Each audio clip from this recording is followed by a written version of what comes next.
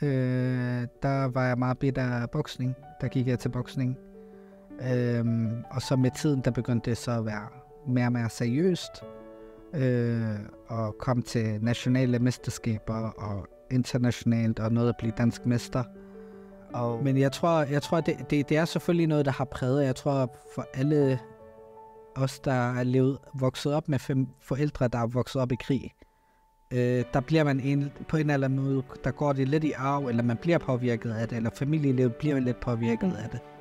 Og det er der har været en lille krisetid, tror jeg, igennem ungdommen, men det har været et tidspunkt, hvor jeg også har været lidt i en gråzone, og han blev nødt til at stramme an i opdragelsen, for at jeg ligesom skulle komme tilbage på rette spor. Og det kan godt skabe konflikter. Ja. Og det har det også gjort. Ja. Ikke? Jeg har ikke været sådan en person, der har været skærmet væk fra alt muligt. Jeg har set nogle ting med mine egne øjne. Og jeg har også set nogle ting, som man ikke burde se med egne øjne. Ikke? Men det har også været med til at forme mig, og også været med til at stille mig det spørgsmål. Er det virkelig det, jeg ønsker? Altså... Du bliver lidt generet. Jeg ved ikke, hvad jeg skal tænke. Nej. Jeg behøver ikke at føle mig som dansker for at være ligeværdig her i Danmark. Jeg er underlagt den samme lov, som enhver anden person her i landet.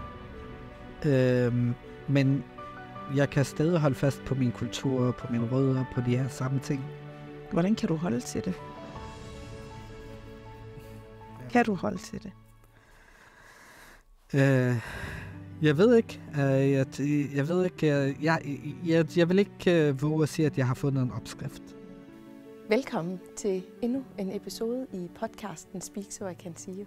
I dag har jeg Bilal El Issa med. Bilal er uddannet BA i international og virksomhedskommunikation. Han har mere end 5 års erfaring i at arbejde og studere i udlandet. Bilal er også selvstændig foredragsholder, og så har han mere end 10 års erfaring i NGO-arbejde, både nationalt og internationalt. Jeg kender ikke selv Bilal, men jeg har set ham en del på de sociale medier og i medierne generelt den sidste stykke tid, og har hørt rigtig godt og meget om ham, og det gjorde mig nysgerrig på at finde ud af, hvem Bilal er. Så det skal vi i dag. Jamen, velkommen til, Bilal, og tak fordi du vil være med i dag. Tak. Jeg kunne rigtig godt tænke mig at starte med at spørge dig, hvordan du sådan oprigtigt har det. Ja, i det arabiske samfund, der siger vi alhamdulillah, tak til Gud. Sådan, det betyder, at det går fint. Og det er nok det sådan standard, man siger. Men altså sådan helt oprigtigt, der har jeg det sådan lidt fyldt med lidt bekymringer, og det er mere det, og jeg vil ikke sige, at det går super godt, men det er måske, det er ikke så meget på grund af mig, men måske det, som sker lidt meget ude i verden, som berører en selv, og især når sådan nogle ting kommer ret tæt på en, ikke? Og det handler om folk, man kender og man holder af. Ja. Især. Er der noget konkret, du tænker sådan på, når du siger bekymringer? Ja, det er især og i forhold til det, som sker i Gaza lige nu. Jeg har været dernede, jeg har venner dernede, jeg har tidligere kollegaer dernede. Og jeg har mistet mange, som igennem de sidste 8, snart 9 måneder af dem, og hvor der har været hele familier, der er blevet udslettet. Så det har været noget, som har fyldt rigtig meget. Og har også brugt sådan det meste af mine vågne timer de sidste mange måneder på at få oplyst om det, arbejde for det, gøre noget sammen med en masse gode kræfter for at få det her folkedrab stoppet. Ja. Det vender vi tilbage til, fordi det er jo en af de ting, du laver meget i dag. Men hvis vi sådan zoomer lidt ind på dig, hvordan har du det? Altså, jeg ved godt, vi bliver påvirket af det, der sker omkring os, men i forhold til Bilal, hvordan har du det? Jeg tror bare, at hvordan jeg har det, det bliver meget påvirket af, hvordan verden omkring mig ser ud. Eller hvordan eller folk omkring mig har det. Jeg tror, det er der, jeg bliver påvirket mest. Okay. Men altså, hvis det ikke var for uden af det, så vil jeg nok have det fint. Men nu ved jeg ikke, hvordan man kommer til at være på den anden side, kan man sige. Fordi lige nu er det ikke bare et angreb mod et folk eller mod nogle mennesker, men det er også et angreb mod, som jeg ser det, vores identitet som palæstinenser. Især når man lever i en tid, hvor man er sådan truet med at blive udryddet. Og især i sådan en tid, hvor man ser, at der er rigtig mange, der lukker øjnene for det. Og hvor man på den internationale scene ser, at der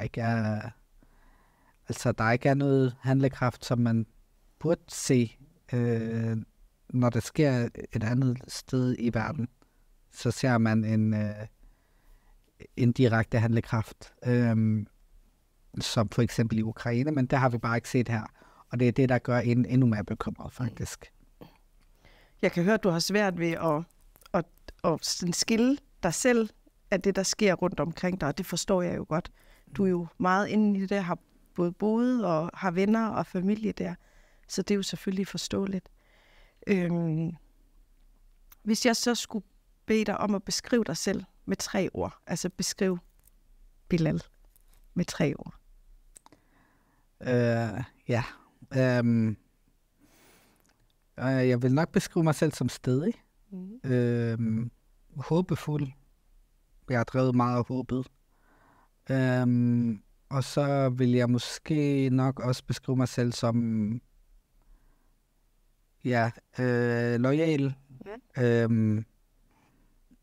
Og især, altså sådan, det tror jeg sådan, der går igennem i forskellige aspekter i mit liv og i min hverdag.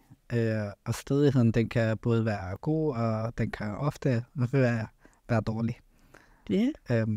Det kan den sagtens være. Er du så beslutsom, eller er du stedig? Jeg tror, det er både beslutsom og stedig. Ja. Altså, det er en kombination af begge dele. Når jeg sætter mig for noget, så gør jeg det, indtil jeg udfører det. Og især når jeg også ser, at det her det er det rigtige at gøre. Så holder du fast. Så holder jeg fast i det. Ja. Tidligere har jeg haft svært ved at lytte til andre. Men det tror jeg sådan lidt med alderen, der man bliver lidt bedre til det. Men før har det været sådan helt galt. Ja. Men lærer heldigvis og bliver klogere på vejen. Det er rigtigt. Det er alligevel nogle store ord, tænker jeg. Især loyalitet, tænker jeg, kan være ret bred. Kan du prøve at sætte nogle ord på den? Altså, i hvilken sammenhæng tænker du loyal? Altså, det kan være i forskellige sammenhæng. For eksempel, altså mange af de venskaber, som jeg har haft igennem min barndom, dem holder jeg stadig fast i til i dag. På den måde, ja. Det er den ene del. Den anden del, det er for eksempel familie. Jeg har familie, der er spredt ud over hele verden, ikke? Men jeg holder stadig kontakten og fast i den, selvom at der går 1 til 2 eller 4 år, siden jeg ser dem imellem gange. Så det er ikke sådan, at jeg bare er tilbage i hverdagen i Danmark, og jeg bare sletter dem fra mit liv, ikke? Så det har været mere det, og så også, nu har jeg boet forskellige steder i verden. Jeg har også boet i Egypten, så de venskaber, jeg også har i Egypten, det er også nogle, jeg har holdt fast i. Selvom at det er 24, det er en 12 år siden, jeg har boet dernede nu. Ikke? Så det er en del år siden. Men dem har jeg også holdt fast i. Og de, så jeg tror, det er mere i forhold til det. At jeg er loyal, og jeg glemmer heller ikke folk, der har støttet mig i de svære tider, eller der har hjulpet mig. Det husker jeg. Det husker jeg også virkelig. Det er en god egenskab. Jeg kunne godt tænke mig, at vi spolede lidt tilbage i din barndom. Ja. Kan du prøve at sætte nogle ord på, hvordan din barndom har været? Min barndom, altså jeg er født i Libanon. I en flytninglejr, der hedder Shatila i Beirut. Jeg har stadig familie, der bor dernede. i Libanon. Det meste fra min mors side. Og så, ja, da jeg var 4-5 år gammel, der kom vi til Danmark. Og så voksede jeg op her. Og de første par år i Danmark, der boede vi, altså efter vi kom ud af asylcenter, der kom vi til, der boede vi i Haderslev, nede i Sønderjylland. Og der boede vi så indtil 97. Så omkring fra 92 til 97. Ja, det var et lille samfund. Der var ikke mange araber eller palæstinenser, der boede der. Og jeg voksede op i et hjem. Min far var automekaniker og arbejdede, og ja, jeg passede min skole, gik i en almindelig dansk folkeskole. Der var ikke så mange brune, kan jeg huske. Vi var måske 2 brune i klassen. Mig og så en somalisk ven. Ja, altså dengang, der var, man kunne godt mærke, at folk ikke var vant til det. Så, men nu var der også børn. Vi var, det skal vi også huske at sige. Men der oplevede vi også racisme der. Okay. Men jeg tror bare, altså jeg tager det ikke så tungt, jeg tænker bare, at det var børn. Ja, efterfølgende så har, igennem min fars arbejde, der fik jeg en ny partner, altså som bilforhandler og automekaniker. Så flyttede vi til Odense, og så voksede jeg op det meste af mit liv i Odense, ikke? Og der voksede jeg op i Vollsmose.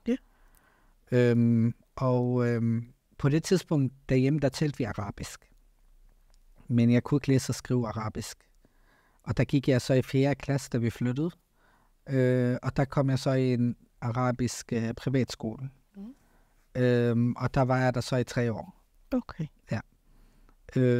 Og det var, altså mine forældre siger, at deres mål, det var simpelthen, at jeg skulle bare lære at læse og skrive arabisk. Det var det vigtigste.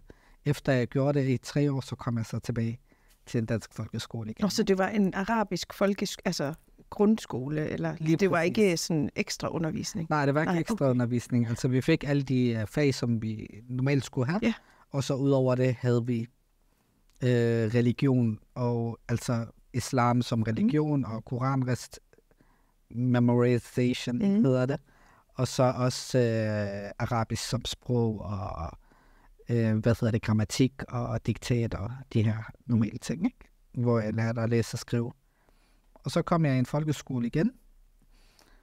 Ja, den færdiggjorde jeg i 9. klasse, og så kom jeg så i Mullernes Legatskole, altså på gymnasium. Ja. Og der tog jeg 3 år. Og så læste jeg international virksomhedskommunikation og arabisk på Syddansk Universitet. Og der tog jeg, ja, det var en uddannelse på 3,5 år, og der skulle jeg bo i 1 år i udlandet for at lære arabisk, samfundsfag, politik i Mellemøsten og historie. Så der boede jeg så i Kairo og boede i Egypten, ikke? Ja. Og så i forhold til fritid, der var jeg meget bedt af boksning. Der gik jeg til boksning. Og så med tiden, der begyndte det så at være mere og mere seriøst. Og kom til nationale mesterskaber og internationalt, og nåede at blive dansk mester. Og kom på det danske landshold og boksede. Så der blev det så mere og mere seriøst med tiden, så det tog også meget mere af min tid. Og det var især under folkeskole- og gymnasietiden, vil jeg sige. Ja. Du siger, du var omkring 5 år, da I kom til landet. Kan du huske noget fra... Nu sagde du, at du husker, at der var lidt racisme, som du alligevel måske ikke ville kalde racisme, for det var børn. Men sådan, kan du huske, hvordan det påvirkede 5-årige Bilal at være? Det var lidt senere. Altså, der vil jeg sige, det var omkring folkeskolen. Altså børnehaveklasse 1., 2., 3. Altså, det var mærkeligt, kan jeg huske, fordi at... altså, det var sådan nogle ord, vi fik, som blev kaldt nære, for eksempel, og sådan nogle ting. Og jeg gik i klasse med en, der var somalier, og vi lignede ikke hinanden, du ved. Men det var måske bare et label, som vi fik, rejse hjem til et land og sådan.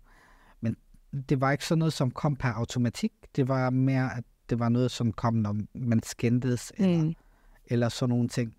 Men det, jeg synes var det sværeste i tingene, det var for eksempel, at jeg som 6-årig, eller 7-årig, eller 8-årig, skulle stå for en hel klasse, og stå til regnskab foran min lærer, eller idrætslærer, og forklare, hvorfor at jeg ikke kunne gå i bad helt nøgen sammen med de andre børn i klassen, for eksempel. Det synes jeg er... Ja, altså når jeg tænker på det, der synes jeg, det var faktisk det slemmeste. Altså sådan, at jeg skulle stå til regnskab for min egen religion, eller min egen tro, på den her måde. Altså, der synes jeg, det var sådan en måde at blive udstillet på. Altså, hvem som voksen kan forvente af et barn på 6, 7, 8 år at svare på teologiske spørgsmål. Det synes jeg var en urimelig situation at blive stillet for. Men det er jo også en grænse, tænker jeg, der bliver, altså, det kan jo handle om så meget andet, ikke nødvendigvis, altså blodfærdighedsgrænsen kan jo gøre, at man ikke har lyst til at gå i bad. Så der kan jo være mange forskellige svar på, hvorfor du ikke har lyst. Det er rigtigt, og jeg undrer mig også over, fordi min far talte dansk, altså mine forældre talte dansk på det tidspunkt, så hvorfor tog de den ikke med mine forældre, i stedet for at tage den med mig, for eksempel? Og det gjorde de så aldrig. Men mine forældre, det skal vi nok, og så var det os, der fik spørgsmålene. Jeg kan jo huske, i parallelklassen, der var der nogle libanesere, der havde libanesisk baggrund, der gik der. Og de blev også stillet for de samme situationer. Så det er der, hvor jeg tænker, sådan, det er det, der står aller tydeligst i forhold til det negative ting, vil jeg sige. Fik I så lov til at gå i bad alene? Eller? Ja, det fik vi.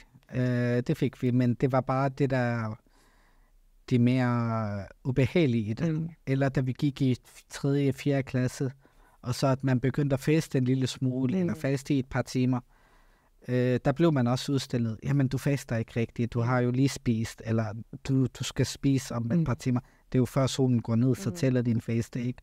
Og det var jo den måde, som man øvede på til at starte med, at vi øvede som børn. Med vores forældre, at vi fik lov til at faste i 5 timer, eller 6 timer i løbet af en dag, ikke? Og at vi ikke skulle faste i 10 timer. Og det var sådan en måde, og hvordan skal man som barn svare på sådan noget? Det synes jeg var, ja, det var ikke noget, altså det var også sådan nogle minder, der trigger lidt. Ja. At man sådan ligesom skulle retfærdiggøre, hvorfor man gjorde og valgte, hvad man valgte. Præcis. Altså at man ikke bare er en del af mængden. At man ikke accepterer hinanden for hinandens forskelligheder. Der var det mere sådan,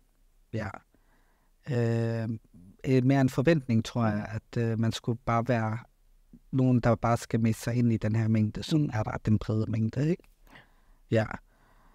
Så det gode ting ved at komme her til, altså at komme til Odense og til Vollsmose, det var så mangfoldigt.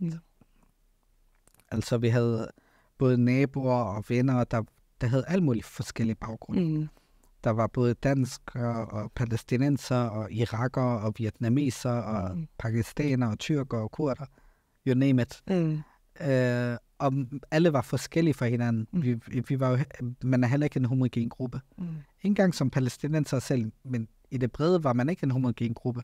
Men man accepterede hinandens forskelligheder.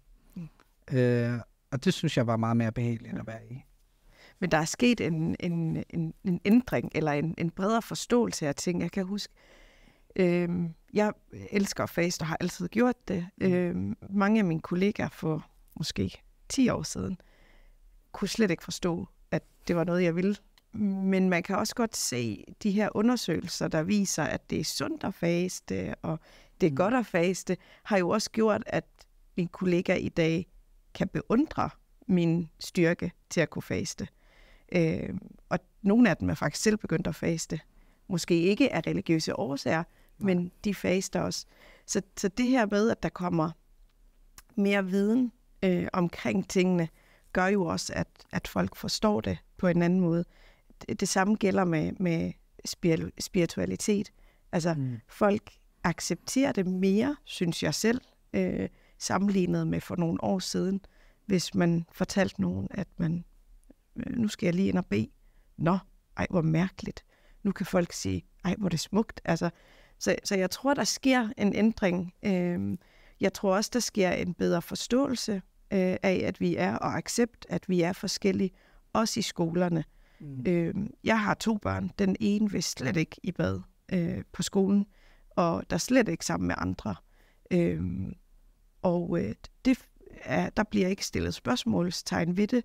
Det er bare sådan, det er. Så jeg tror også, man er blevet bedre til at rumme børn i dag, og børns grænser, og acceptere det.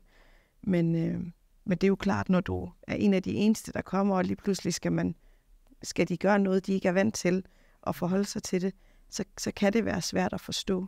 Ja. Jeg tror også, vi lever i en anden tid nu. Altså, nu taler vi om ting, der er sket for 25 år siden, eller lidt mere, ikke? Så det er jo en helt anden generation, som i dag er skolelærer eller pædagoger og så videre. Og måske nogen, som er vokset op med os, som har været der på det tidspunkt. Så tror jeg, der kommer en bedre forståelse.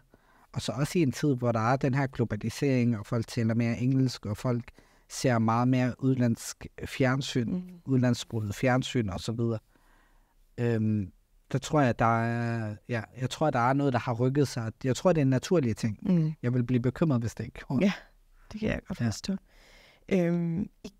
Dine forældre flyttede til Danmark på grund af krig. Var det ikke sådan, det var? Hvordan har det påvirket dig at skulle flytte til et andet land? Dine forældre må vel også... Altså, deres indtryk af Danmark har jo også haft en betydning, tænker jeg, for din opvækst. Ja, altså jeg kan ikke huske noget af krig, for at være ærlig. Men mine forældre er vokset op i en flytninglejr, der hedder Dal-e-Zartar i Libanon, som har været under belejring i, jeg kan ikke huske, om det var 1 eller 2 måneder, de har været under belejring. Og så endte det med, at de blev massakreret. Der blev især mændene, der var mine forældre børn, men der var der især mændene, at man hævde til side og skød dem på åben gade og så videre, af både syriske og libanesiske falangister. Og så bagefter så flygtede de, og så en del af min familie været i Shadila, flytninglejren, og nogle af dem, vi mistede også meget familie der, og så i massakren i Sabra Shadila, der mistede vi også en del familier, og så har der også været nogle familier, der overlevede der, ikke? Men det er noget, der påvirker dem rigtig meget. Jeg tror også, det med, at de ikke var klar til at rejse, og at man har så meget i bagagen af, fordi de er vokset op i krig, de er født i 60'erne, mine forældre, så hele deres barndom og ungdom, den har været præget af borgerkrigen i Libanon, og så bagefter den israelske invasion. Så og de har aldrig haft mulighed for at gøre deres respektive uddannelser færdige på grund af krig, og man skal flygte og så videre. Så jeg tror, det er det, der har gjort, at der har været en eller anden barriere for dem. Men på trods af det, der synes jeg, at de har klaret det ret godt i forhold til at få tingene til at hænge sammen. Ja. Især når man... Altså, jeg interesserer mig meget for historie, og jeg har også læst omkring, hvad der er sket i borgerkrigen og sådan. Og når man virkelig ser det, så er det ret sygt, de ting, der er sket. Og så beundrer man faktisk, at det er faktisk ret vildt, at de stadig kan få tingene til at hænge sammen, og kan opdrage en hel familie og børn, og få det hele til at køre, og arbejde og det hele, ikke? Ja. Men der tror jeg også, at den credit, den mangler forældregenerationen, den har de aldrig fået. Fordi at der aldrig har været en forståelse af, hvor det kommer fra. Hvor de kommer fra. Man har bare hørt, jamen de kommer fra krig, og så er det det. Men ellers ikke andet, ikke? Altså fra samfundet, eller hvad til? Altså fra samfundet, som vi lever i det her i Danmark. Der føler jeg ikke, at der har været den her forståelse, eller noget som helst. Ikke fordi, at man skal behandle dem særligt, eller noget, men måske, at man har det lidt for øje, eller sådan i baghovedet, når man har med dem at gøre. Ja, men jeg tror det er selvfølgelig noget, der har præget. Jeg tror, for alle os, der er vokset op med forældre, der er vokset op i krig, der bliver man på en eller anden måde, der går det lidt i arv, eller man bliver påvirket af det, eller familielivet bliver lidt påvirket af det. Og det er en meget normal ting, der sker. Ja. Det tror jeg. Men jeg tror, at det er ret beundringsværdigt, at det har følt så lidt alligevel. Ja, kan man sige. Ja.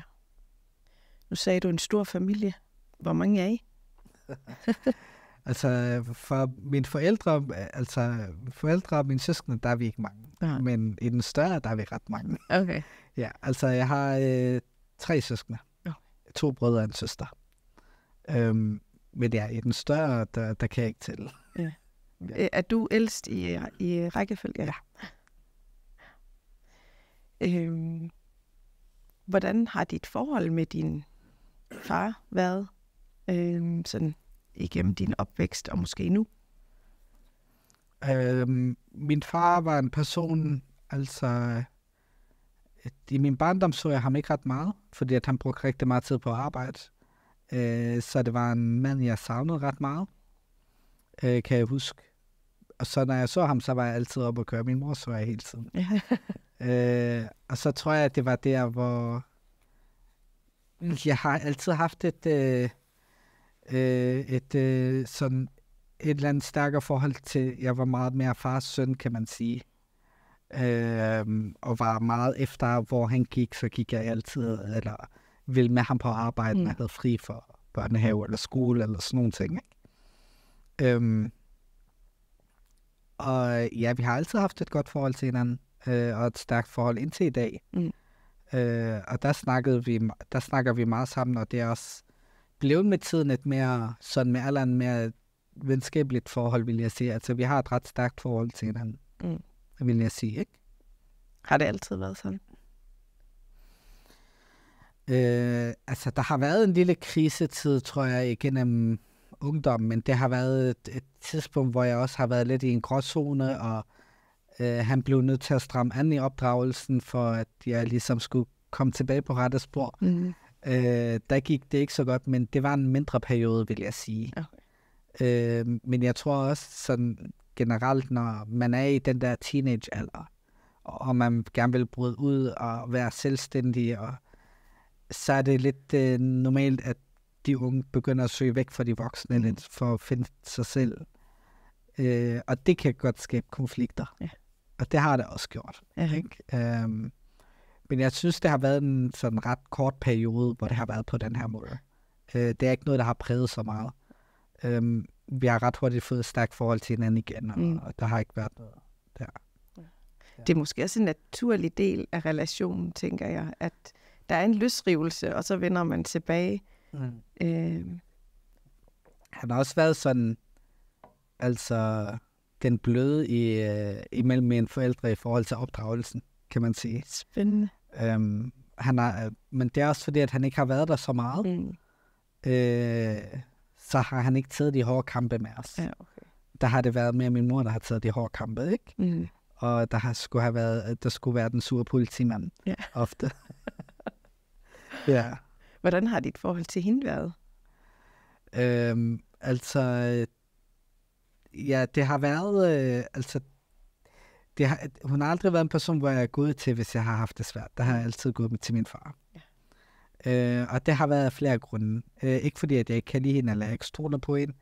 Det har været mere fordi, at jeg ikke kunne stole på hendes dumme kraft, vil jeg sige. Eller at jeg vil skærme hende for noget. Altså, hvor jeg ikke vil. Fordi jeg ved, at noget af det bliver altid hurtigt bekymret. Og det er ingen undtagelse med hende, så jeg vil hellere skærme hende for de her ting. Så var det nemmere at gå over til min far, fordi så ved jeg, at så får jeg en løsning på bordet direkte, og så kan jeg eksekvere den, og så er det færdigt. Og min mor, som sagt, hun har altid været sådan den hårde kan man sige, eller den lidt strenge. Så det påvirker også en lille smule, ikke? Men med tiden, hun kom igennem en ret alvorlig sygdomsperiode for, jeg tror, 10 år siden. Og det er noget, som har påvirket familien ret meget. Efter hun kom på den anden side og kom til sig selv igen, det har været en proces på nogle år. Der har jeg kunne mærke ved hende, at hun har ændret sig rigtig meget. Altså hun er blevet meget mere kærlig i forhold til før. Men hun har sådan et svagt hjerte for min yngste lillebror, helt klart. Og det er noget, vi driller hende ret meget med, ikke? Og hun indrømmer det også. Så det der sker noget med alderen. Ja. Men der har det påvirket hende, tror jeg faktisk. Men jeg tror også, at den sygdomsperiode har også gjort, at familien er kommet tættere på hinanden som kollektiv. Ja. Også, helt klart. Det har krævet, at vi i familien er blevet nødt til at tage mere ansvar derhjemme. Og det har vi også gjort. Men jeg tror bare sådan, at det har bare bragt os tættere på hinanden, fordi det har været en ret svær tid. Men hun er kommet så? Ja.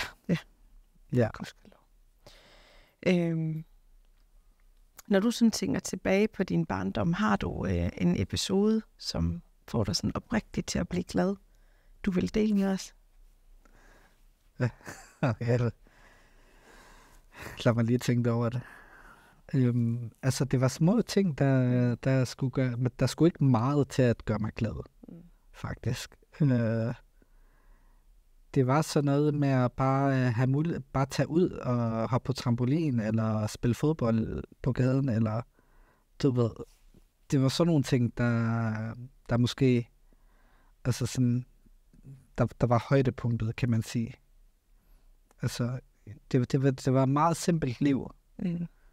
Der var ikke så meget, altså sådan, man havde ikke det helt store krav, eller forventninger, eller noget som helst. Så jeg tror bare, det var sådan nogle simple ting, med at være udenfor, og klatre på træer, og spille fodbold, og sådan nogle ting. Jeg tror, det var det, der var fedt. Det var det, der gjorde en glad.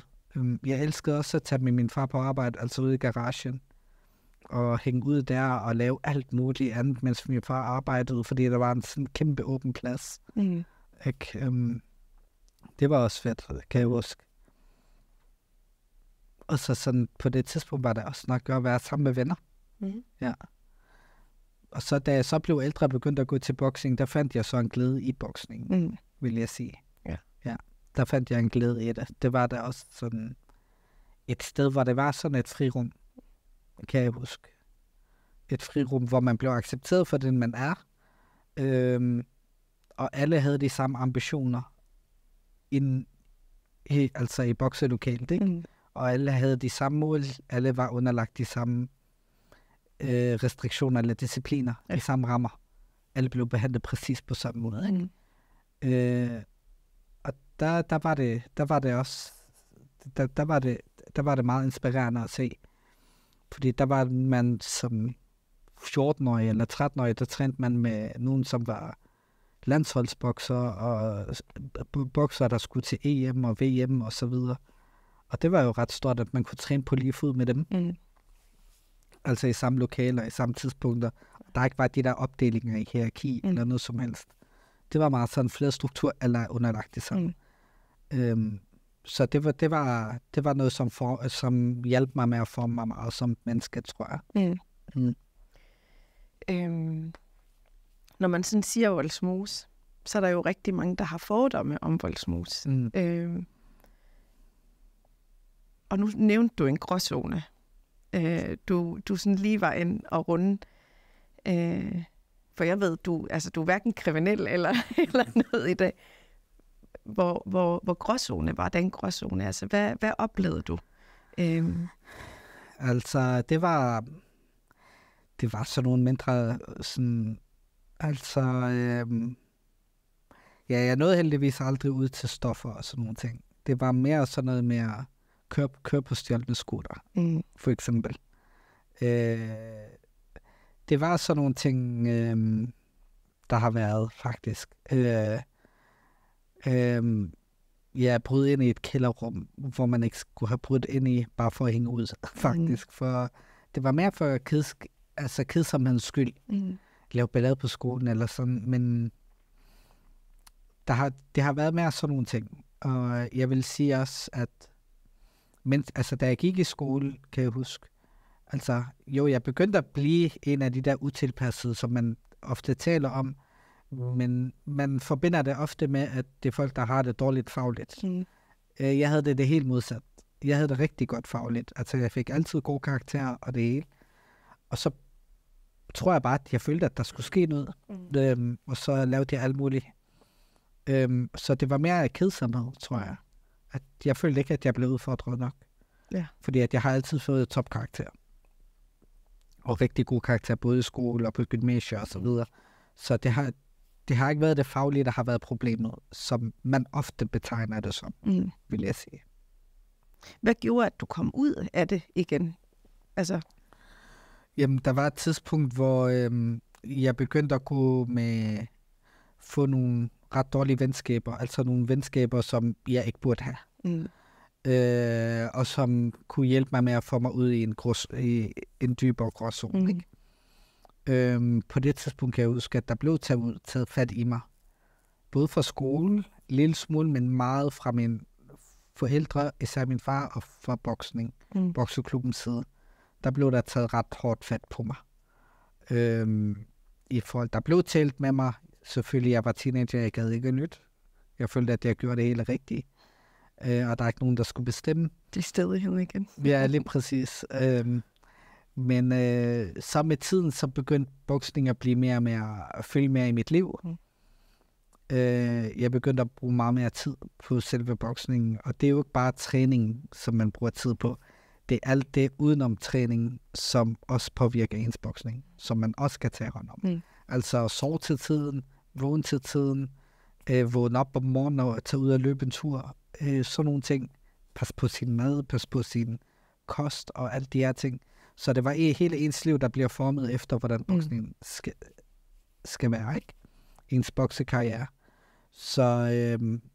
Så fik jeg bare en hverdag, hvor det var bare sove, spise, gå i skole, boksning, hjem og sove. Altså, jeg havde ikke andet fritid overhovedet. Ikke? Og det var et tidspunkt, jeg nød det faktisk. Jeg havde det fint med det. Fordi at jeg følte, at jeg arbejdede for et mål. Et større mål. Og det kostede mig ikke nogen venskaber. Måske var der nogen, som... Altså, jeg blev ikke uvenner med nogen i hvert fald. Okay. Men der var nogle venskaber, som der blev dysset lidt ned på, eller trappet ned på. Men det har været på en meget mere naturlig måde. Uden at jeg skulle gå ind og slå op med nogen, kan jeg sige. Ja. Og det var fint. Og det er ikke fordi, at vi fik noget dårligt forhold til hinanden med tiden overhovedet. Jeg hørte dig lidt sige, at det var boksningen, der var med til sådan at få dig ud af den gråzone. Ja. Jeg fandt noget at gå op i. Ja. Og som sagt, jeg tror også, det har været kedsomheden, som har gjort, at der er et eller andet, der skal ske. Ja. Jeg havde ikke den der jeg havde ikke noget tid, hvor jeg kunne kede mig mere. Hvor jeg kunne hænge ud rundt omkring i Vollsmose eller andre steder i byen. Den der tid, den var fuldstændig forsvundet. Altså, helt væk. Har det været en vigtig del af din ungdom eller opvækst, at du har været i den der gråzone?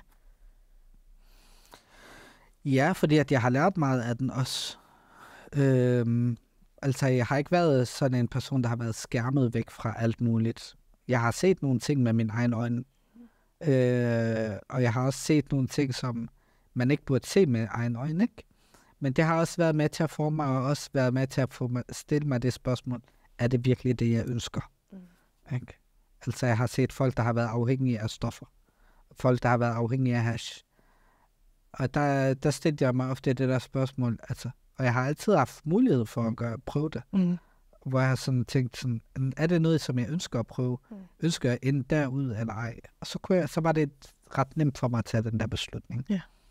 Og så plus, at jeg havde boksning. Altså selv de danskere, som jeg boksede med, de, altså i sæsonen, der måtte de ikke drikke. Og det betød ret meget, for det gjorde det i hvert fald for dem, ikke?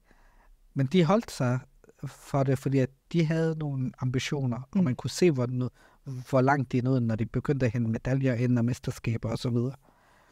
Så det er meget normalt at have de der restriktioner i ens liv, for at opnå noget, der er større. Og det lærte jeg bare, at det er sådan, disciplin skal være. Hvis jeg ønsker at gøre mere ud af mig selv. Ja. Et godt råd, du måske vil give til unge, som lige nu befinder sig i en gråzone, eller til deres forældre. Hvad skal man gøre? Jeg tror, det er måske nogle gange svært at sige, eller finde svaret på, men prøv at finde noget, som stiller sig det spørgsmål, hvad er det, jeg gerne vil opnå med mit liv? Lige nu og her, hvad er det, jeg kan gøre for at opnå noget i mit liv? Og det kan være hvad som helst. Det kan være verdens bedste fodboldspiller. Det kan være noget inden for sport, noget inden for uddannelse. Det kan være alt muligt. Og selvfølgelig, de her ambitioner, de kan sagtens ændre sig med tiden. Så det er ikke fordi, at man behøver at holde fast i det, men find noget at gå op i. Det tror jeg, det er det bedste råd. Altså, det er det, der har hjulpet mig rigtig meget. At jeg har fundet en passion. Jeg kunne have noget, jeg brændt for. Hvad er det, man kan brænde for, og som man kan arbejde for at bruge noget tid på. Og især hvis det er noget, man rigtig godt kan lide, så kommer man helt frivilligt til at give mere tid til det også. Og begynde at lave mere af det. Selvom at man faktisk kun skal bruge 2 eller 4 timer om ugen, så kommer man til at bruge mange flere timer ofte. Du startede med at fortælle lidt om, at at I var 2 i din klasse, der havde en anden etnisk baggrund. Så kommer du til Odense, og der er mange flere, og det er meget mere multikulturelt. Ja.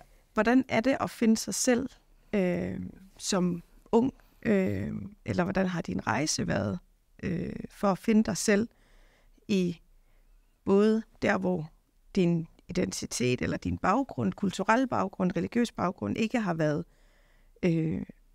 overalt at se, og lige pludselig er den mange flere steder omkring dig. Hvordan finder man sig selv i det? Så jeg tror, det har været svært at finde finde den perfekte opskrift. Jeg tror, det har været en blanding af rigtig mange forskellige ting. Jeg tror, i løbet af ens ungdom og barndom, der prøver man at finde sig selv. Især når man ved, at man er lidt fremmed, man har ikke den samme hudfarve, man taler ikke det samme sprog, og så har heller ikke den samme religion eller tro eller så videre, eller kultur. Så prøver man at finde sig selv, eller finde en balance i det. Også fordi, at fra medierne, der kæmper nogle politikere om, hvad man skal kalde de forskellige, og hvilke termer man skal bruge omkring en selv. Men hvordan man skal finde sig selv, den har været svær. Og det tror jeg ikke, at jeg har været den eneste, som har haft de her kampe. Interne kampe, eller kampe mod samfundet, eller ens omgangskreds, og så videre. Men det har været svært. Altså, jeg kan huske, der var et tidspunkt, hvor jeg begyndte at gå lidt mere til det religiøse, altså blive undervist i moskémiljøet, og så videre. Og ofte fik jeg meget ud af det også. Men det prøvede jeg også, og så og mærkede til det, og der var der nogle ting, som altså også i forhold til det sociale. Det har jeg prøvet, og der har jeg haft en periode. Og så har jeg haft en periode, hvor i gymnasietiden, kan jeg huske, hvor jeg også skulle prøve at finde mig selv, men der var det bare boksning. Der tog al tiden, ikke? Og så efter det på universitetet, efter jeg rejste til Egypten, efter jeg begyndte at komme hjem fra Egypten, det har været et sted, hvor jeg begyndte at finde noget mere passion, eller finde mere sådan et mål, at jeg gerne ville finde mine rødder. Og det var i mit hjemland i Palæstina. Og Palæstina er et land, som mine forældre ikke har været i. De er født i Libanon, så det er mine bedste forældre, som for 5-76 år siden, som flygtede. Så det har været meget sådan, det er der, jeg gerne vil finde mig selv. Og så så rejste jeg derned for første gang på det tidspunkt. Og i Egypten, der gik jeg en klasse med en nordmand, som har været fredsvagt på Vestbredden tidligere. Og han fortalte mig en masse om det, og jeg var sådan helt wow, og jeg kendte ikke nogen, som har været dernede før, sådan rigtigt, og boet dernede. Og så efter, på et tidspunkt i 2010, der sagde han til mig, jeg rejser om en uges tid, vil du med? Så jeg kan godt komme med. Ja, du har jo dansk pas. Så ja, det har jeg. Nå, men du kan bare rejse med, vi tager bussen over til landegrænsen, og så det tager 8 timer, og så kommer vi bare ind. Og det gjorde jeg så. Så tog vi afsted, og ventede nogle timer i grænsen, lige i den helt sydlige del, mellem Egypten og 48-områderne, altså i Palæstina. Og der kom vi så ind, og så tog vi så op og var i Jerusalem en nat, og så videre til Nablus, og den landsby, der hedder Janun, som ligger lige øst for Nablus. Og en lille landsby, som er omringet af bosættelser, hvor der var en lille samfund, som boede der. Og der lærte jeg bare en masse sådan meget. Jeg lærte virkelig meget af det.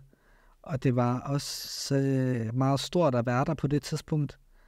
Det var også lidt mærkeligt, at det var en hvid nordmand, der skulle introducere mig til mit eget land. Men det var det, der skete. Ja, men det var en stor oplevelse, at da jeg så kom ud efter en uge tilbage til Egypten, der tænkte jeg, at det er her, jeg skal til igen. Og det var det, der har været med til at forme mig, i hvert fald at finde mig selv, vil jeg sige. Jeg kommer sådan til at tænke på flere ting, men den ene handler om, var det så der, du fandt dig selv? Altså sådan, eller var det der, du måske følte dig mere... du kunne spejle dig mere i den landsby, eller i det land, eller handlede det om, hvor du kom fra? Altså for det første, det var for første gang, at jeg kom til et land, hvor de talte det samme accent, som vi taler. Du ved, som palæstinenser, mere eller mindre. Og det var et folk, som ligner os. Altså, vi ligner hinanden. Vi kommer fra det samme. Og når jeg så skulle fortælle, hvor jeg var fra, så skulle jeg fortælle omkring, hvilken landsby jeg kom fra også. Så det var også det, der gjorde det nemt, altså at man føler sig meget mere lokal. Og også fordi, at man er opmærksom på, at man har sin egen historie og rødder. Ja. Og hvis der ikke var en besættelse, så ville man sikkert have boet der.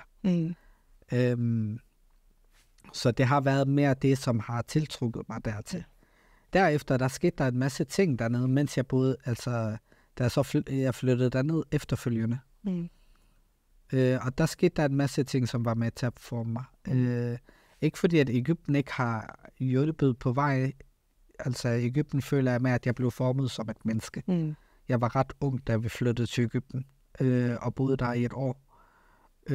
Så der føler jeg, at det var noget, som formede mig til et menneske i forhold til, at jeg ikke boede i Nordeuropa, men jeg boede i Nordafrika.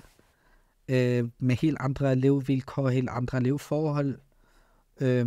Vi havde det okay, altså, men i det samfund, som man lever i, kan man ikke lade være med at være taknemmelig over for, hvor det er, man egentlig kommer fra i Danmark, ikke? Hvilke vilkår man har haft, og sætte pris på det, men også sætte pris på de små ting, som kan gøre en stor forskel for en almen egypter, for eksempel. Og jeg har også haft mulighed for at rejse rundt i Afrika. Ret meget, altså til Sudan, til Algeriet, til Libyen og så videre. Og det har også været meget mere med til at forme mig, fordi at der har jeg også mødt en masse kulturer. Og jeg er sådan en nysgerrig person, så det var meget sådan noget af det, der formede mig som et menneske, altså til at blive et bedre menneske, bare som en almindelig person, ikke?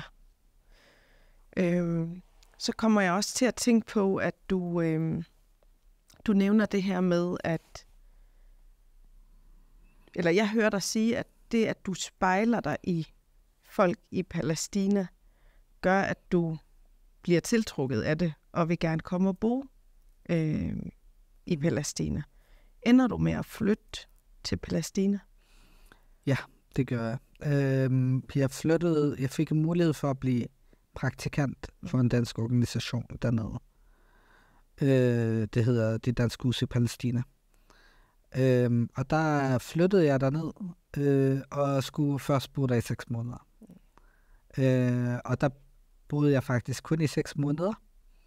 Jeg følte tiden, den fløj afsted, ikke? Men det var fantastiske måneder at bo der. Og så kom jeg tilbage til Danmark.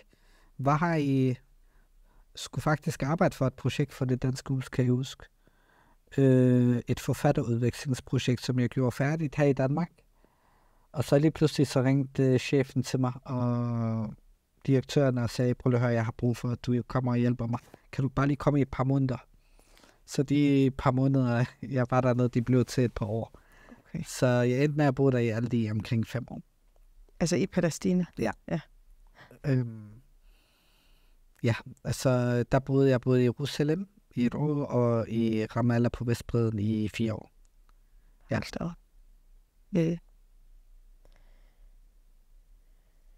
Hvad har det gjort inde i dig at bo i et land, som du føler er dit land sammenlignet med at bo i Danmark? Altså, hvad har det skabt i dig? Det har skabt meget mere ro i mig. Jeg skulle ikke forsvare noget. Jeg skulle ikke stå til regnskab for, hvem jeg var. Eller forsvare, hvem jeg var. Det var ret befriende. Altså et eksempel, det var, at da jeg flyttede derned første gang som praktikant, vi var jo måske 6, 7, 8 ansatte i huset, og vi arbejdede mere eller mindre alle sammen fordelt på 2 kontorer i det samme lille hus. Og jeg flyttede derned lige omkring foråret, altså lige i starten af året, i januar, februar måned. Og så efter 2-3 måneder, der kom påsken. Og der kan jeg huske, vores direktør, hun var dansker. Der spurgte hun sådan, hvad skal I lave her til påskeferien? Der var lige op til påskeferien. Der sagde Abir, vi havde både danske ansatte og så lokale ansatte, palæstinenser. Så en af vores lokale ansatte, Abir, hun sagde, jeg skal med mine børn over til mine forældre, og så skal vi i kirke sammen. Så tænkte jeg, okay. Og så den anden, hun sagde, som er vores housekeeper, som laver mad til os og gør rent. Eller hun sagde, jamen, jeg får besøg af mine børn, og så skal vi også i kirke sammen. Så kiggede jeg på dem begge to og sagde, er I kristne? Så ja, vidste du ikke det? Så sagde nej, hvor skulle jeg vide derfra? Men det kunne ikke, jeg kunne ikke lade være med at tænke over, at det faktisk er dejligt, at jeg faktisk har arbejdet med dem i 3 måneder, og jeg vidste ikke, hvilken religion det havde. Altså, det var ikke noget, som betød noget som helst. I forhold til mit forhold til dem, eller deres forhold til mig. Ikke? Det synes jeg faktisk var mega dejligt. Altså sådan, det er noget, som man altid bliver påtalt, sådan, når man taler om det brede, og medier, og religion, og ritualer, og bøn, og ramadan, og så videre. Det dukker altid op her i Danmark. Men det var faktisk dejligt, at man ikke skulle tale om det her dernede. Det var noget, som man har ikke brug for at forsvare noget som helst. Og man kan se, at det, som forbinder os, det er vores identitet som palæstinenser, som kan være mange ting. Eller kan indbefatte ret mange ting, ikke? Og det, som man er undertrykt af, eller man kæmper imod, det er selvfølgelig zionismen. Og det er uanset om man er kristen, eller muslim, eller druser, eller ateist, eller hvad man nu er. Men det var noget, som var meget vigtigt. En anden ting, det var jo også, at jeg følte mig hjemme dernede rigtig meget. Altså jeg kendte familier, og jeg havde ikke selv familie dernede, men jeg kendte mine venner og mine venners familie, og så videre. Altså det tog mig til sig, som om at jeg var deres egen søn. Og jeg havde næsten en værtsfamilie i hver by, jeg var i, eller landsby, jeg har været i og arbejdet i.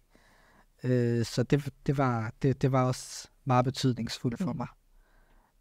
Så jeg har aldrig følt mig fremmed i landet, selvom at, altså for dag 1, det gik ret stærkt. Og folk dernede, de er meget åbne, meget gæstfrie. Men med mig, der var der lige en ekstra gæstfrihed, fordi at jeg ikke havde familie på Vestbredden. Der var det ofte sådan, at det første, når har du familie? Når du kommer fra Danmark, men har du familie her? Så nej. Så får det ondt af mig. Når du er alene her og kom hjem til os, så kan vi få noget mad sammen, og så videre, og så ringe til mig, kom og spise hos os, og så videre, ikke? Så jeg følte mig rigtig godt tilpas dernede. Og jeg blev udviklet meget bedre, både som menneske, men også, jeg fik meget mere ro i min identitet. Fordi at jeg fandt mine rødder, jeg fandt det sted, hvor jeg kommer fra, og jeg følte, at jeg fandt også mennesker, som ligner mig. Altså, vi deler den samme historie fra Nakba-tiden 1948 opad. Vi har bare fået forskellige skæbner. Og det har bare været på grund af, hvor vi har været hen, eller hvilket valg vores forældre eller vores forfædre tog, faktisk. Men de kunne lige så godt have været i Danmark, og jeg kunne lige så godt have været i Gaza eller i Vestbredden. Man ved aldrig, ikke? Okay. Men i sidste ende, der kommer vi for det samme. Hvor kommer den følelse af, at det er vigtigt, at vi kan spejle os? Jeg kan godt følge det, du siger, men jeg kan alligevel ikke lade være med at være nysgerrig på. Og det handler måske lidt om, at du selv bliver overrasket over, at de er kristne.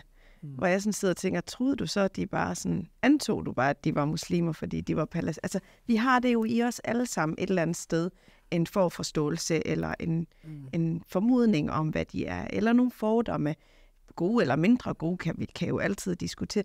Men hvad kommer det af, at vi har behov for at spejle os i nogen?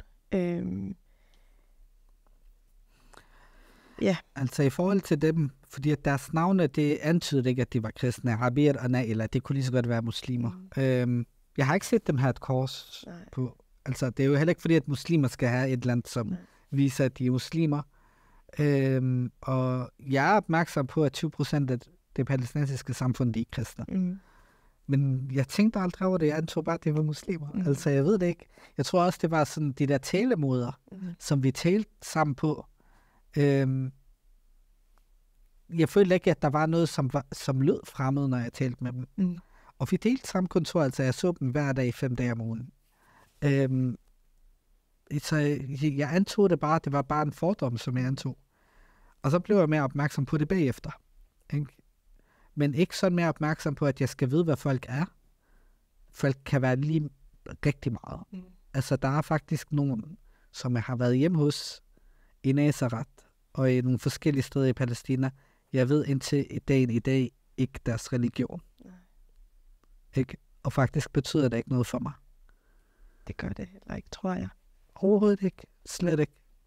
Vi hygger os på samme måde. Altså, mit forhold til dem ville ikke ændre sig, om de var muslimer, eller om de var kristne, eller om de var drusser, eller hvad det kunne være. Og jeg er sikker på, at deres forhold vil heller ikke ændre sig til mig. Og det kan også være, at de bare er ateister. Man ved det ikke. Jeg ved det seriøst ikke. Ikke? Men det har ikke været et issue. Og det synes jeg er befriende. Og det synes jeg er noget, som vi kunne lære noget af her i landet. Hvad føler du dig mest? Palæstinenser eller dansker? Jeg føler mig mest som palæstinenser. Det vil jeg sige. Ikke fordi, at jeg forkaster det danske væk.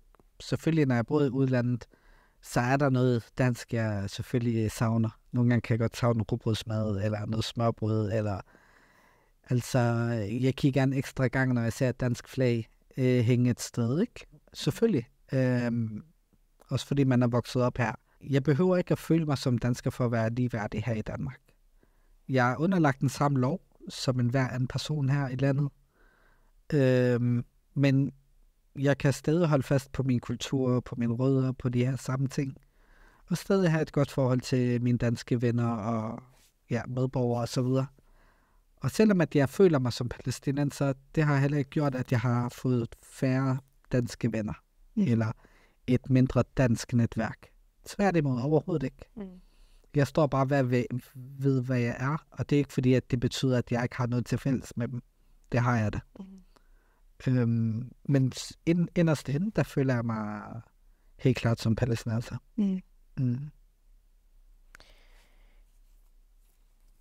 Du siger, du arbejdede i en organisation, altså en dansk organisation i Palæstina. Og jeg ved, du er aktivist i dag, altså med store bogstaver, og det fylder en del af dit liv. Var det der, det startede det hele?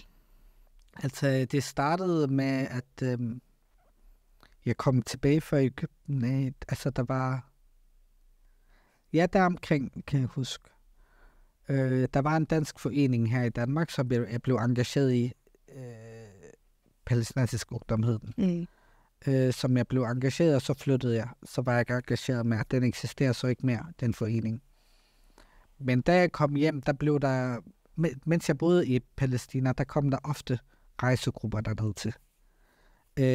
til os i huset, og hvor vi holdt foredrag for dem omkring levevilkårene, vores arbejde, sådan nogle ting. Og så når jeg så kom til Danmark, så blev der hævet fat i mig fra de forskellige, det kunne være rejsegrupper, det kunne være skoler, det kunne være sådan nogle steder, hvor de bad mig om at holde foredrag, for eksempel, omkring vores arbejde eller livet dernede og så videre. Med tiden så begyndte det bare at være, altså vi begyndte også at organisere, lave nogle demonstrationer, altså i hvert fald til mindedagene, eller hvis der skete noget, der var en krig over Gaza, lave kampagner. Det kunne være forskellige ting. Og så begyndte der at blive hævet fat i mig fra mediernes side af også. Hvor jeg begyndte at være i radio, tv-debatter og nogle forskellige aviser og så videre, ikke? Og så begyndte det bare hele at rulle sådan ret naturligt. Og så i dag der er jeg en del af en gruppe, der hedder Stop Annektering af Palæstina, som startede for 4-5 år siden nu, ikke? Det arbejde, vi laver, det er meget forskelligt. Altså, vi laver både kampagner. Altså, det er jo Palæstina, så vi laver både kampagner i forhold til boykot. Vi laver også kampagner i forhold til oplysning. Vi laver meget sådan nogle, hvad man kalder det, educational posts, altså igennem vores sociale medier på, hvor vi prøver at udbrede mere og mere viden omkring kontekst og omkring forskellige ting, hvad der sker, og vores analyser. Vi laver også demonstrationer, altså langt de fleste demonstrationer har vi også været en del af. Vi er en del af en større koalition.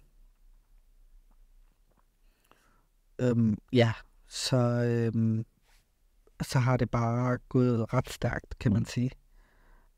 Og så i forbindelse med demonstrationerne og bevægelser, som er, der har jeg blandt andet været en af de personer, som er talspersonerne, ikke? Du startede med at sige, at situationen i Gaza lige nu påvirker dig rigtig meget. Hvad er der sket siden 7. oktober for dit vedkommende, altså i forhold til din aktivisme? Fylder den mere? Fylder den mindre? I forhold til den forening, du er en del af? Den fylder meget mere. Meget mere. Altså, som sagt, jeg bruger næsten alle mine vågne timer på Palæstina lige nu, ikke?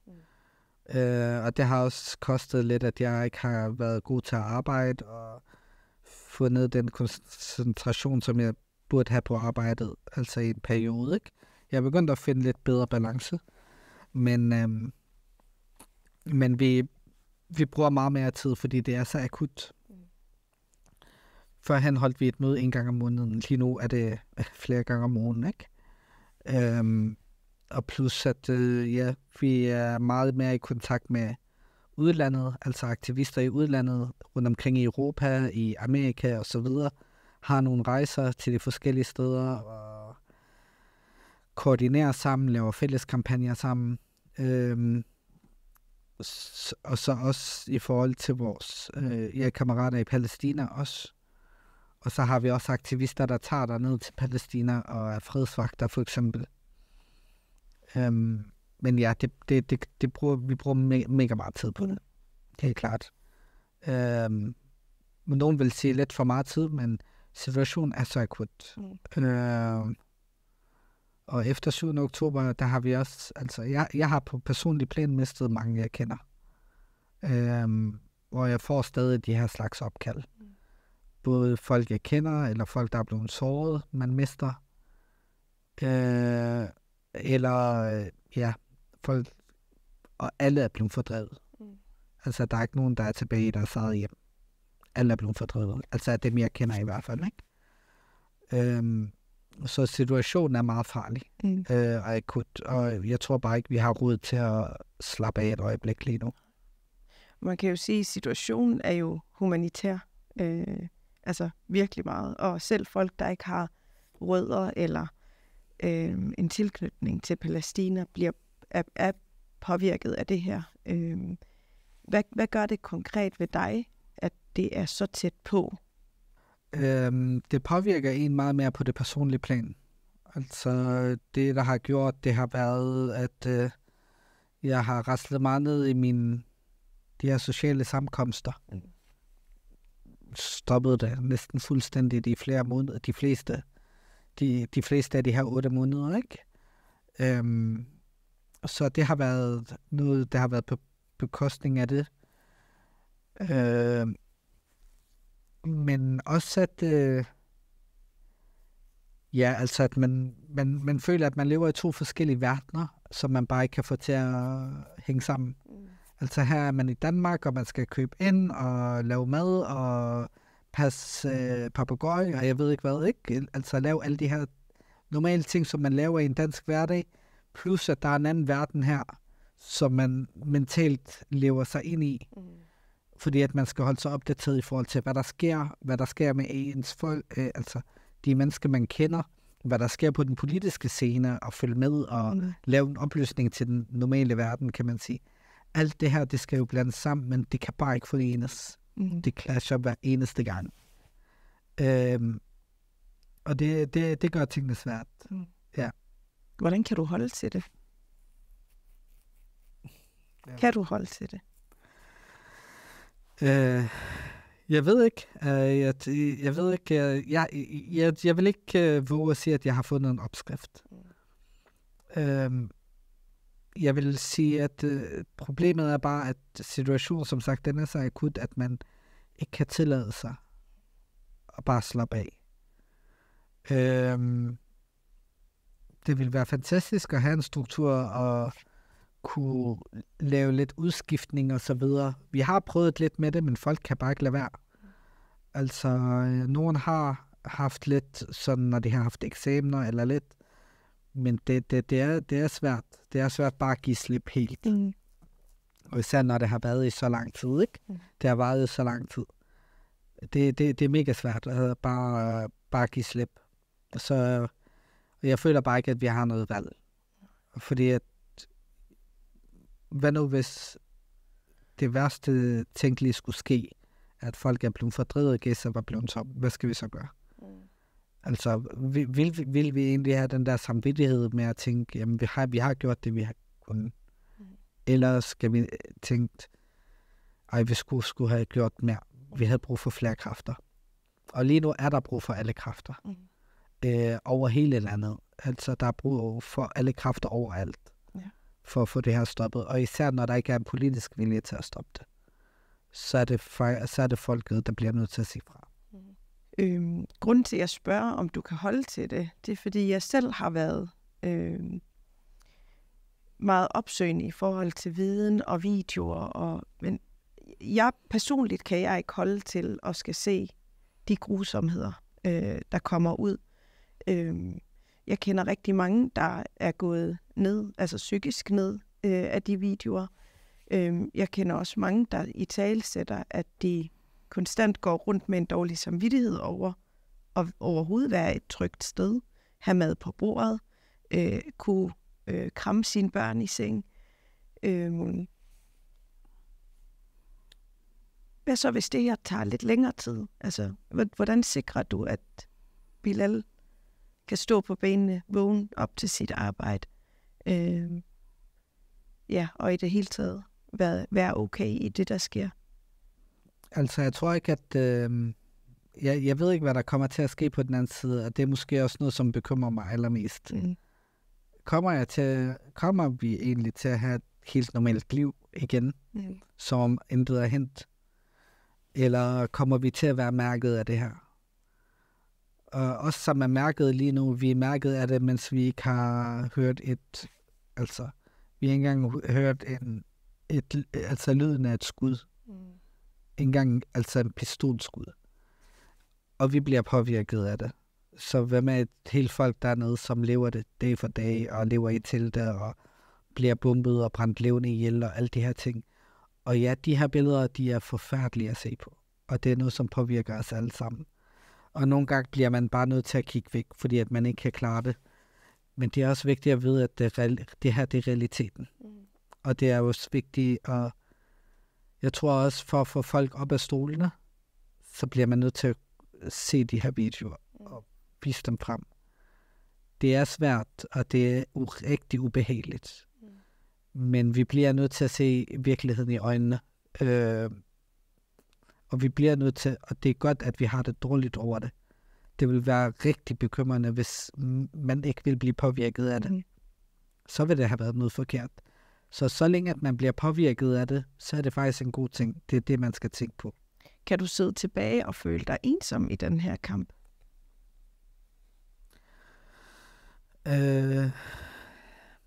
Tidligere kunne man, ja. Men ikke så meget. Nej, ikke nu. Nej. Altså, jeg synes, vi er et stort kollektiv. Vi bliver større og større. Vi er mange mennesker, der går på gaden hele tiden. Jeg føler, jeg har fundet jeg føler også, at folk har fundet et fællesskab i at være på gaden sammen. Jeg har lært så mange gode mennesker at kende os. Og der er bare blevet skabt en kultur om at være på gaden sammen, og råbe sammen, og protestere sammen, og så videre. Der er skabt en kultur, også fordi det er så mangfoldigt, at man ser alle mulige forskellige mennesker, som er samlet under det samme, som jeg måske ikke vil være samlet under i andre forhold. Altså,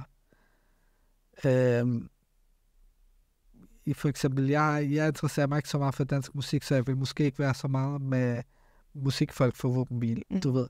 Altså sådan, men her er vi virkelig samlet som et kollektiv, som en enhed. Det er virkelig et stort arbejde, du og de andre aktivister, I laver, og jeg beundrer det personligt og tænker, kæft, man må være skabt af noget særligt, tak, at man kan blive ved. Tak. Da jeg var i gang med at lave den der research om, hvem Bilal var, jeg kendte dig ikke, der har jeg af mange fået at vide, at du er loyal, som du siger, men også sådan blød og kærlig. Eller det er i hvert fald det, andre siger om dig. Og så kan jeg ikke lade være med at spørge ind til, sådan, hvad er kærlighed for dig?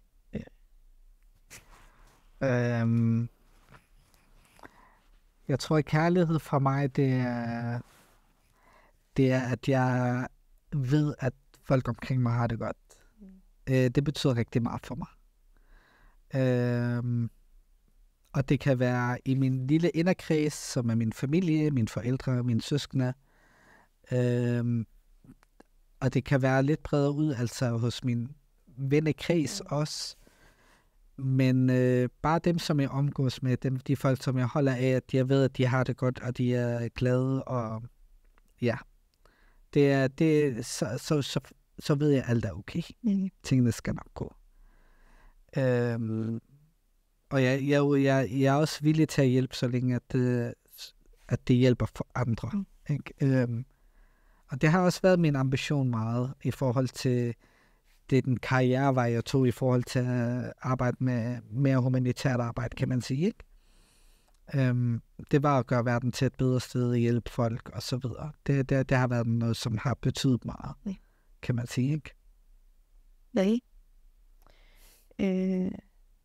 Så er der nogen, der mener, at når man giver så meget kærlighed, så er det fordi, man selv gerne vil have kærlighed. Hvordan får du kærlighed? Jeg ved det ikke.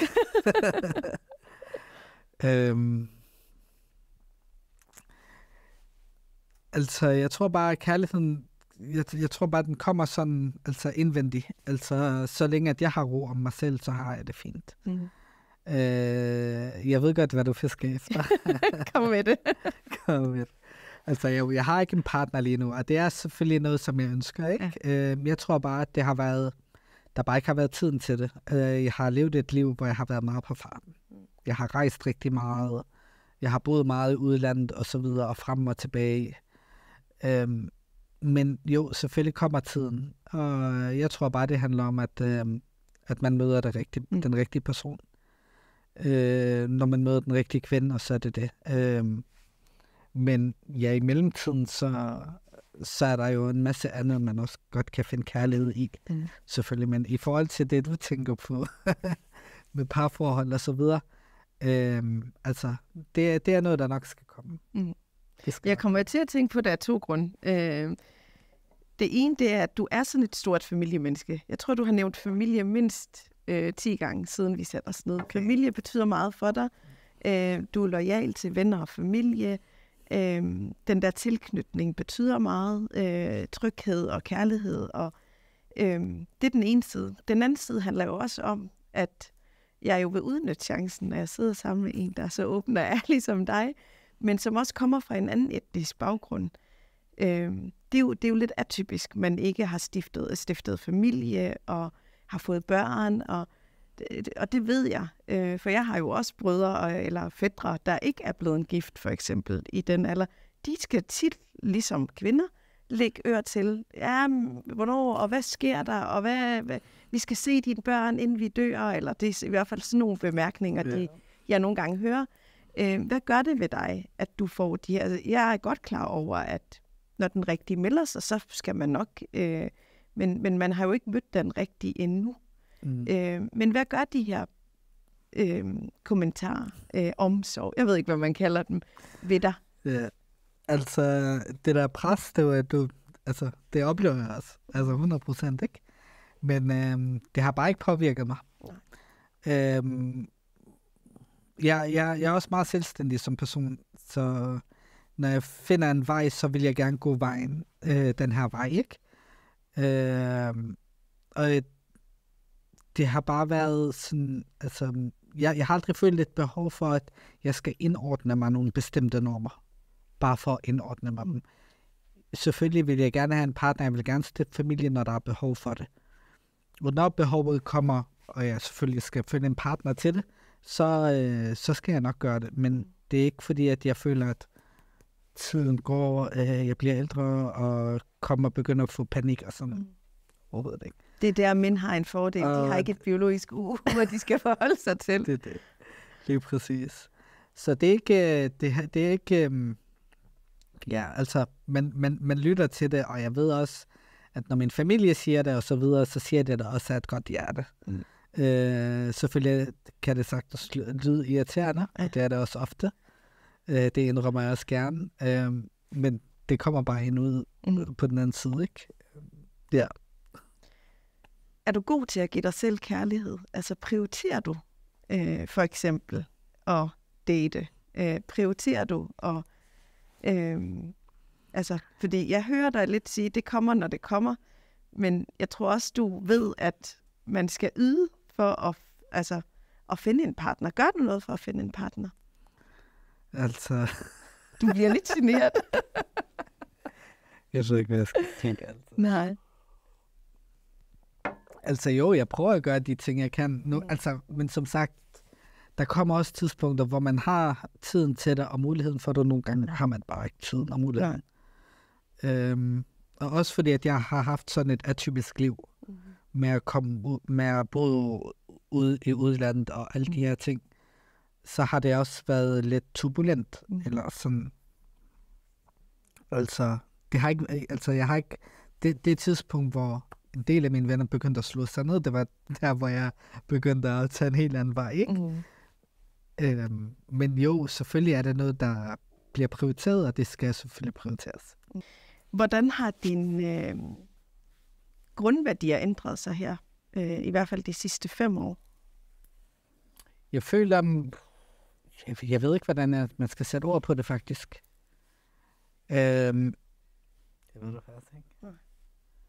Hvad mener du med spørgsmålet? Altså, hvad tænker du på? Jeg hørte også meget snak om retfærdighed. Ja. Det tænker jeg er en af dine grundværdier. At det fylder meget i dig. Især både i forhold til dit arbejde, men også i forhold til, hvem du er som person. Du kan godt lide, at folk har det godt. Så tænker også, kærlighed måske var en af dine grundværdier. Har det altid været sådan, eller har der været ændringer? Det kan, for nogen er det ordentlighed. Ja, så der kan være mange værdier, der har ændret sig. Men jeg tænker, at du har nogle grundværdier, der gør, at du er den person, du er i dag, om det har ændret sig. Altså, jeg tror, man ændrer sig til at være mere realistisk i forhold til tingene omkring sig. Og det har været meget... Ja, nu i forhold til de ting, jeg har været engageret i, og især med Palæstina og så videre, der har jeg, jeg arbejdet rigtig meget med oplysning. Og det gør jeg stadig. Men jeg har også nået til et punkt på et tidspunkt, hvor jeg tænkte sådan, ja, dem der ved det, og dem der ikke ved det, dem der ikke vil vide det, de kommer aldrig til at forstå det.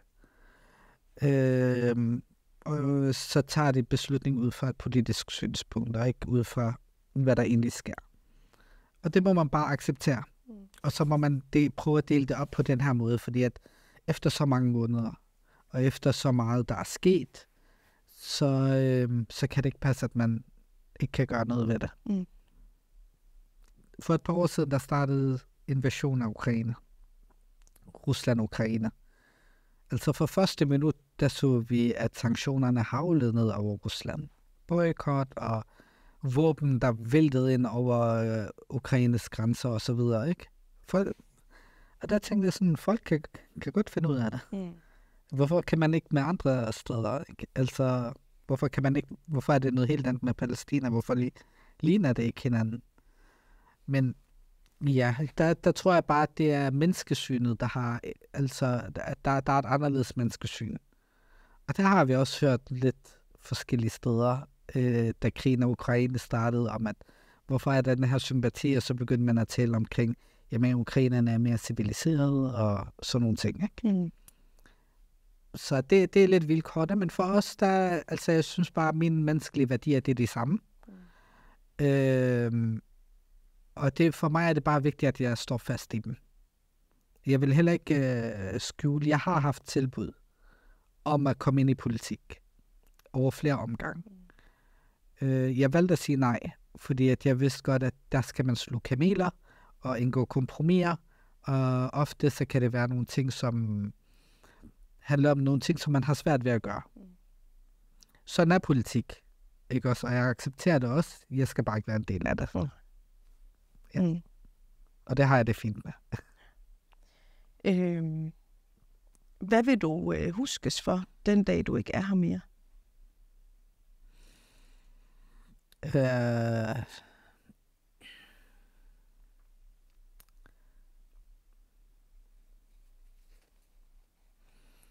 Jeg håber bare, at jeg bare bliver husket som den glade person, som hjalp der, hvor jeg kunne hjælpe.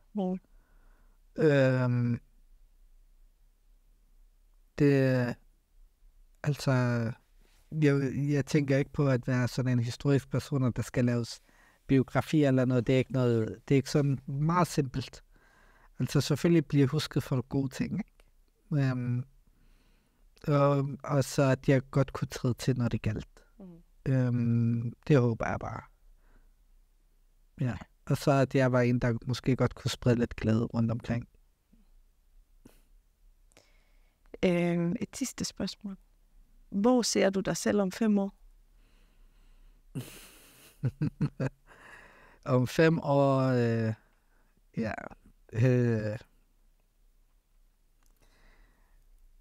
der ser jeg mig,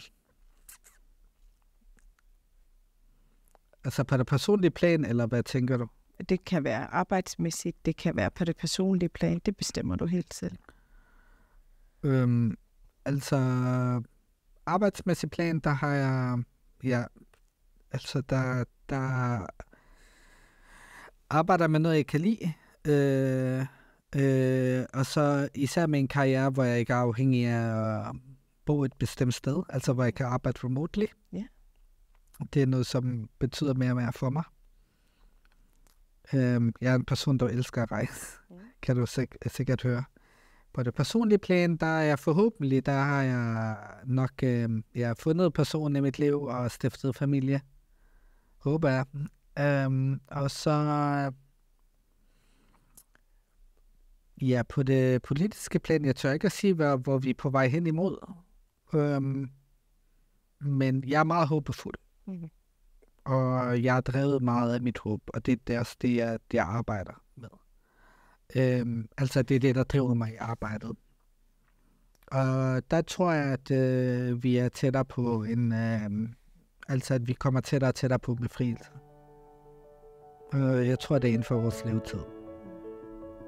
Jeg håber, du opnår alt det, drømmer om og ønsker. Tak for det. Tusind tak, fordi du kom. Tak for det.